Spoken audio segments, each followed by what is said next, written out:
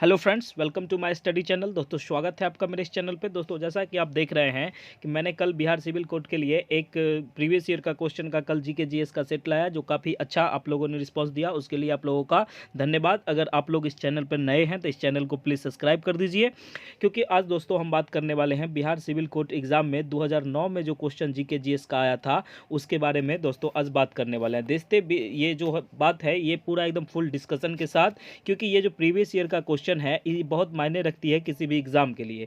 तो दोस्तों, जैसा कि आप देख रहे हैं कि ये जो सेट है प्रीवियस ईयर क्वेश्चंस का है, और ये है जीके जीएस सब्जेक्ट का है, और ये 2009 में पूछे गए सारे सारे क्वेश्चन का विथ एकदम एक्सप्लेन, ये जो होता है पूरा एकदम एक्सप्लेनेशन के साथ है। ठीक है, तो दोस्तों उम्मीद करते हैं कि आपने इस चैनल को सब्सक्राइब कर दिया होगा। अब शुरू करते हैं आज का जो क्लास है उसको। तो सबसे पहले हम देखते हैं दोस्तों कि जैसे अब पहला क्वेश्चन पूछा गया है, इस क्वेश्चन को समझिए।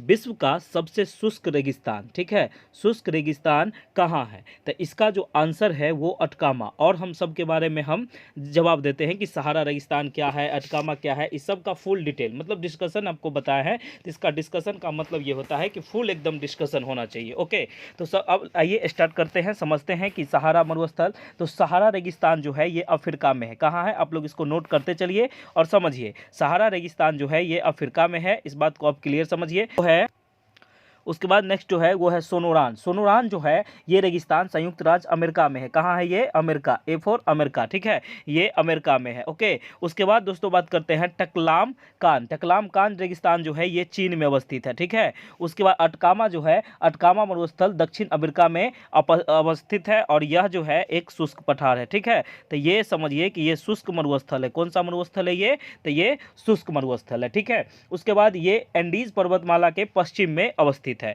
तो आप समझ गए कि सहारा जो मरुस्थल है वो अफ्रीका में है, उसके सोनेराम जो है ये संयुक्त राज्य अमेरिका में है, और टकलाम कान जो है ये है चीन में, और अटकामा जो है ये दक्षिण अमेरिका में अवस्थित है। यही एक शुष्क पठार है। तो आपका जो आंसर हो गया वो आंसर डी। ओके, उम्मीद करते हैं कि ये चीज आपको समझ में आई होगी। दोस्तों, अगर आप इस चैनल पर नए हैं तो इसको सब्सक्राइब कर दे। अब बात करते हैं हम दूसरा क्वेश्चन, जो 27 है। इसमें है कि तुम्मालपले खदान, जिसे दुनिया का सबसे बड़ा यूरेनियम का भंडार कहा जाता है, वो कहाँ अवस्थित है?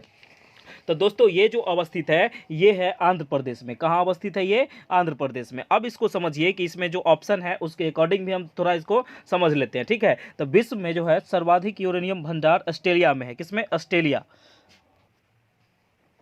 तो समझते हैं इसमें आगे कि जैसा है आंध्र प्रदेश में है, ये है जो खाद्यान्न कहाँ है दुनिया का सबसे बड़ा, ये आंध्र प्रदेश में। इसके बारे में थोड़ा सा समझते हैं कि जैसे देखिए कि समझिए थोड़ा इसमें, जैसे है कजाकिस्तान जो है, ये जो है इसके बारे में एक मिनट दोस्तों देखिए।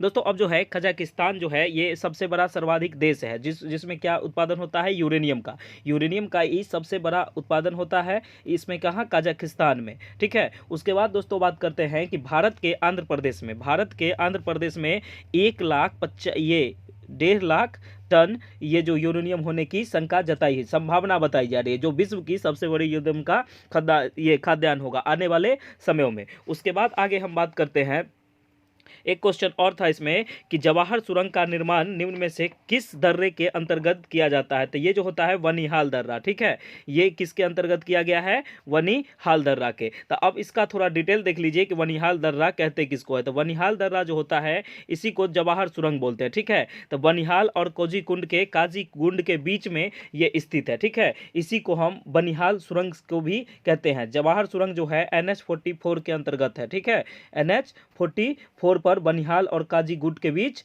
ये अवस्थित है। ठीक है, इसमें अब देखिए कि इसका जो है यह सुरंग हिमालय के पीर पंजाल पर्वत श्रृंखला पर भी अवस्थित है। इसके बारे में अब इतना काफी है, और इससे ज्यादा इससे क्वेश्चन नहीं आएंगे। ठीक है दोस्तों, अब आगे बात करते हैं हम कि समझिए आगे है कि काला अजार रोग लिखा हुआ है, लेकिन इसमें समझिए कि काला जार जो रोग है किसके कारण से होता है? तो ये जो रोग है ये होता है किसके कारण? तो प्रोटोजोआ के कारण। ठीक है, अब वायरस, जीवाणु, फंगी, इस सब के बारे में भी थोड़ा आप समझ लीजिए कि काला जार जो रोग होता है वो किसके कारण होता है? तो प्रोटोजोआ के कारण होता है। उसके बाद जीवाणु से होने वाले कुछ रोग जो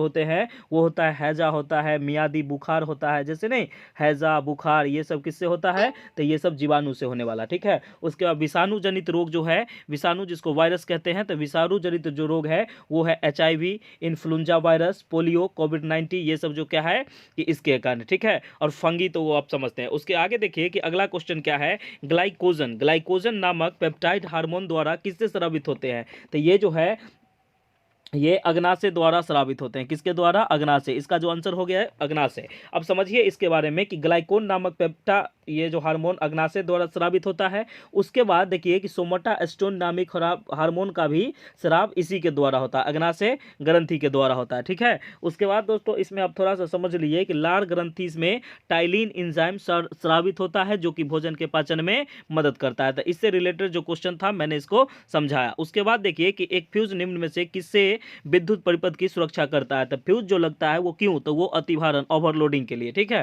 तो अब ये समझिए कि ओवरलोडिंग से विद्युत परिपथ की सुरक्षा करता है कौन, तो ये करता है फ्यूज। तो फ्यूज का क्या काम होता है, ये विद्युत तार में श्रेणी क्रम में उच्च प्रतिरोध तथा कम गलनांक का तार जोड़ा जाता है। अब समझिए कि फ्यूज तार जो बना होता है वो किसका होता है, जस्ता, जिसको सीसा बोलते हैं, और टीन की मिश्र धातु को बना होता है। ये बात आपको समझ में आ गई होगी। उसके बाद बात करते हैं कि क्लोजिन, ये जो है क्लोजन, ये क्या है, एक प्रकार का ये प्रोटीन है, ठीक है। ये क्या है, प्रोटीन है। अब समझिए कि क्लोजीन एक प्रकार का क्या है, क्लोजन एक प्रकार का प्रोटीन है। प्रोटीन का निर्माण जो होता है 20 अमीनो अम्ल से होता है। कितने से, 20 अमीनो अम्ल से मिलकर बनता है। उसके बाद आप देखिए कि ये तो प्रोटीन है, ठीक है। प्रोटीन का जो मुख्य स्रोत ये है, अब थोड़ा सा इसमें देख लीजिए, प्रोटीन का जो मुख्य स्रोत है वो है दाल और सोयाबीन। ये सब खाने से क्या होता है, प्रोटीन आता है। दाल हो गया, सोयाबीन हो गया, ठीक है, ये सब से, और अंडा हो गया, ये सब प्रोटीन का निर्माण करता है। और इसमें जो ऑप्शन है वसा, तो वसा का जो प्रमुख स्रोत है वो क्या है, मक्खन, घी, जिसको फैट बोलते हैं, ठीक है। मक्खन, घी, ये सब होता है, वनस्पति तेल, ये सब होता है, ठीक है। उसके बाद कार्बोहाइड्रेट का मुख्य स्रोत क्या है, तो मंड है, शर्करा है, ये शर्करा, उसके बाद है ग्लूकोज, ये सबसे क्या होता है, कार्बोहाइड्रेट, ठीक है। तो उम्मीद करते हैं कि ये भी क्वेश्चन आपको अच्छे से समझ में आ गई होगी। उसके बाद दोस्तों आगे बात करते हैं हम, आगे देखिए कि आगे जो क्वेश्चन है कि नेपाल के हाल ही में विधानसभा के लिए संपन्न चुनाव में अधिकतम सीट प्राप्त करने वाली राजनीतिक पार्टी का नाम, नेता कौन है, पार्टी के नेता का नाम क्या है, तो इसका नाम है प्रचंड। ये उस समय के करंट अफेयर का क्वेश्चन है, ठीक है। तो आप इसी के अकॉर्डिंग अभी का करंट अफेयर तैयार कीजिए, ये हो जाएगा, ठीक। अगला जो क्वेश्चन है वो क्वेश्चन है मद्रास में रैयतवाड़ी पद्धति का किसने प्रारंभ किया था, ठीक है। तो ये था थॉमस मुनरो ने। कौन प्रारंभ किया था, थॉमस मुनरो ने। थॉमस मुनरो ने 1802 ईस्वी में, कब, 1802 ईस्वी में रैयतवाड़ी प्रथा की, ये रैयतवाड़ी व्यवस्था को आरंभ किया था। ये बात समझ में आ गया। उसके बाद दोस्तों आगे जो देखते हैं, उसके बाद आगे समझते हैं कि आगे क्या क्या है, तो इसको आप टिक लगा दीजिए, थॉमस मुनरो। आगे देखिए कि क्या है क्वेश्चन, कि है किस देश के साथ परमाणु समझौता हाल ही में जोर शोर से चर्चा का विषय बना हुआ, कि परमाणु समझौता का चर्चा बना हुआ है, ये है संयुक्त राज्य अमेरिका। क्या है ये संयुक्त राज्य अमेरिका। ये उस समय की ये अति क्वेश्चन है, करंट अफेयर का क्वेश्चन, इसी अकॉर्डिंग आप अभी तैयारी कर सकते हैं। और उसके बाद देखिए दोस्तों कि निम्न में से कौन सी क्रिया पृथ्वी पर हो रहे कार्बन चक्र में ऑक्सीजन को बढ़ाती है, तो ये जो है प्रकाश संश्लेषण, ठीक है। प्रकाश संश्लेषण, पौधा जल प्रकाश, पर्णहरित तथा कार्बन डाइऑक्साइड की उपस्थिति में कार्बोहाइड्रेट के निर्माण को प्रकाश संश्लेषण कहते हैं, ठीक है। प्रकाश संश्लेषण के दौरान निकलने वाला जो ऑक्सीजन होता है, प्रकाश संश्लेषण के दौरान जो निकलने वाला ये होता है, प्रकाश संश्लेषण की दर लाल रंग के प्रकाश का सबसे, उसमें ये तो समझ में आ गया। प्रकाश संश्लेषण के दौरान निकलने वाला ऑक्सीजन इसी जल के अपघटन से प्राप्त होता है, ठीक है। उसके बाद प्रकाश संश्लेषण की दर जो होती है वो लाल रंग के प्रकाश में सबसे अधिक तथा बैगनी रंग में सबसे कम होता है। उसके बाद देखिए दोस्तों क्वेश्चन है कि महाराष्ट्र के मुख्यमंत्री का क्या नाम है। महाराष्ट्र के मुख्यमंत्री का नाम अभी का जो वर्तमान है, उस समय के जब ये क्वेश्चन पूछा गया था उस समय थे अशोक चौहान, लेकिन अभी का जो करंट अफेयर है तो उसमें आ जाएगा एकनाथ शिंदे, ठीक है। तो ये उस समय 2009 में पूछे गए ये क्वेश्चन है, ठीक है। तो अभी जो है वो क्या है, एकनाथ शिंदे। तो ये आपको समझ में आ गई होगी। अब आगे नेक्स्ट क्वेश्चन बात करते हैं कि क्या है, संविधान द्वारा केंद्रीय सरकार का कार्यपालिक शक्ति निहित की गई है, किसमें निहित की गई है, तो ये जो क्वेश्चन है इसका आंसर है राष्ट्रपति में। किसमें निहित की गई है, राष्ट्रपति में, ठीक है। ये करंट अफेयर का क्वेश्चन है। उसके बाद देखिए कि भारत में महिलाओं के लिए किस राजनीतिक संस्था के स्थान आरक्षित है, मतलब किस में महिलाओं के लिए, तो ये है पंचायती राज में। किसमें,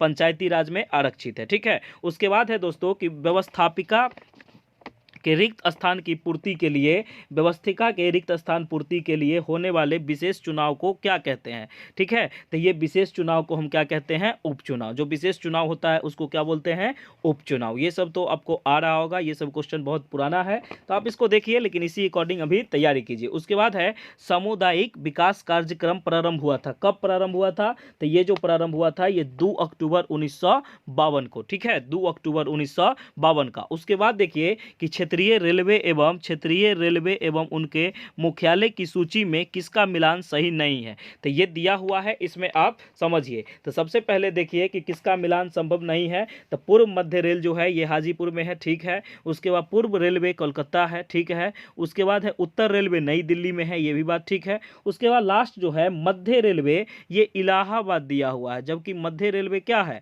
वो मध्य प्रदेश। ठीक है, तो ये ऑप्शन गलत हो गया, तो यही ऑप्शन इसमें सही है। ठीक है, डी नंबर। क्लियर है, इसमें पूछा है नहीं है तो आप इसको यहाँ देखिए कि ये नहीं है। ठीक है, उसके बाद पुरानी जलोढ़ मिट्टी या बंगुर मिट्टी। ठीक है, एक मिनट ये हटा देते हैं, इससे समझ में आएगी। हाँ, इसमें क्या है कि पुरानी जलोढ़ मिट्टी या भंगूर मिट्टी, ठीक है, ये बिहार के निम्न में से किस क्षेत्र में पाई जाती है। तो इसका ऑप्शन दोस्तों ये है पटना और गया में पाई जाती है। उसके बाद इसमें 2 ऑप्शन नहीं है, वो कट गया है, कोई बात नहीं, लेकिन इसका आंसर जो है पटना और गया है। ठीक, आगे बात करते हैं कि कुल जनसंख्या की दृष्टि से भारत का विश्व में कौन सा स्थान है। तो ये दूसरा है, लेकिन अभी न्यू जो करंट अफेयर है उसमें पहला स्थान हो गया है भारत का। ठीक है, हाल ही फिलहाल में एक सर्वे के मुताबिक न्यूज़ पर दे रहा था कि जैसे इसका हो गया कौन सा, पहला। उसके बाद दोस्तों बात करते हैं आगे कि 1922 ईस्वी के भारतीय राष्ट्रीय कांग्रेस के गया अधिवेशन के अध्यक्ष कौन थे। तो गया ये अध्यक्ष जो थे वो फर्स्ट CR दास। ठीक है, CR दास। इस बात से आप सहमत होंगे कि बिहार में कांग्रेस 2 बार कांग्रेस का अधिवेशन हुआ था। पहला अधिवेशन जो हुआ था वो बांकीपुर में हुआ था। कहाँ हुआ था, बांकीपुर में। ठीक है, बांकीपुर में। ये कब हुआ था, तो ये 1912 ईस्वी में हुआ था। ठीक है, उसके बाद दूसरा जो अधिवेशन हुआ था वह 1922 में, कहाँ, तो गया में। ठीक है, ये जो हुआ था 1922 में दूसरा हुआ था, जिसके अध्यक्ष कौन थे, तो CR दास। ओके, अब आगे बात करते हैं हम कि विश्व में निम्न में से सबसे लंबी पर्वत श्रृंखला कौन सी है। तो ये जो है सबसे लंबी पर्वत श्रृंखला जो है वो है रॉकी। क्या है, रॉकी। इसको आप समझिए कि सबसे लंबी पर्वत श्रृंखला उत्तरी अमेरिका में अवस्थित है, इसका क्या नाम है, रॉकी पर्वत। उसके बाद इसमें आता है कि सबसे ऊंची पर्वत श्रृंखला हिमालय है। ठीक है, जो चीन, नेपाल, म्यांमार तथा नेपाल के सीमा पर अवस्थित है। उसके बाद आगे जो क्वेश्चन है उसको देखते हैं कि क्या है। जैसे है कराल एक प्रकार की निर्मित संरचना है। मतलब कराल क्या है, तो ये एक दक्षिणी अफ्रीका की, कहाँ है, दक्षिणी अफ्रीका की एक संरचना है, निर्मित संरचना है। इसके बारे में थोड़ा समझिए कि कराल दक्षिण अफ्रीका के जनजातियों द्वारा बनाया गया एक झोपड़ी नुमा घर है। ये क्या है, झोपड़ी नुमा घर है। इसमें है सामान्यतः इस तरह की संरचना मसाई जनजाति द्वारा बनाई जाती है। ये जनजाति जो होते हैं दक्षिणी पूर्व अफ्रीका में पाई जाती है। ठीक है, उसके आगे बात करते हैं हम।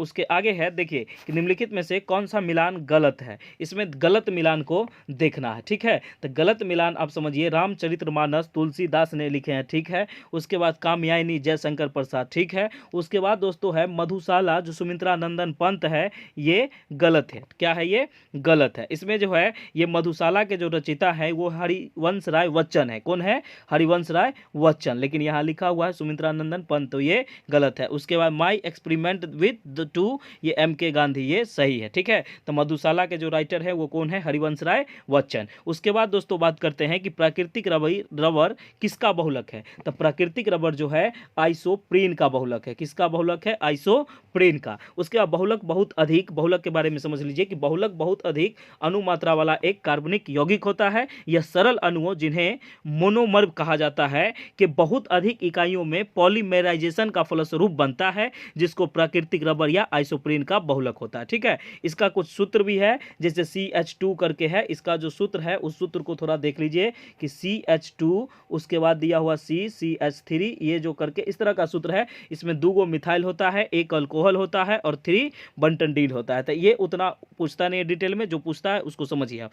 उसके बाद है दोस्तों कि भारत में न्यायिक पुनर्विलोकन का आधार क्या समझा गया। ठीक है, क्या है, तो ये है कानून द्वारा स्थापित प्रक्रिया कि न्यायिक पूर्ण विलोकन का तात्पर्य होता है न्यायालय के उस शक्ति से जिस शक्ति के बल पर वह विधायिका द्वारा बनाए गए कानून, कार्यपालिका द्वारा जारी की गई आदेशों तथा प्रशासन द्वारा किए गए कार्यों की जांच करती है कि ये मूल ढांचे के अनुरूप है या नहीं। ठीक है, ऐसे अपने मन से कोई कार्य नहीं करना होता इसमें, ये बात आप समझ गए। उसके बाद दोस्तों थोड़ा बात करते हैं कि आपको अगर ये चैनल पर ये सब पसंद आया तो दोस्तों इस चैनल को सब्सक्राइब कर दे और आपके इस साथ बने रहे कि आपका जो रिजल्ट है इस बार एकदम होना चाहिए। इसके लिए मैं पूरा मेहनत कर रहा हूं, आप इस पे देखिए और मेरे वीडियो को लाइक कीजिए और इसको चैनल को सब्सक्राइब कीजिए। दोस्तों कल मैंने एक लिया था बिहार सिविल कोड के लिए, तो ये 2017 का क्वेश्चन था। अभी तक जो एग्जाम हुआ है 2003 में, 2009 में और 2017 में। ठीक है, उसके पीछे का कुछ ऐसा नहीं, लेकिन न्यू में जो हुआ है 2003, 2009 और 2017 में, इस बार होने वाला है 2023 में। इस बात को आप समझिए।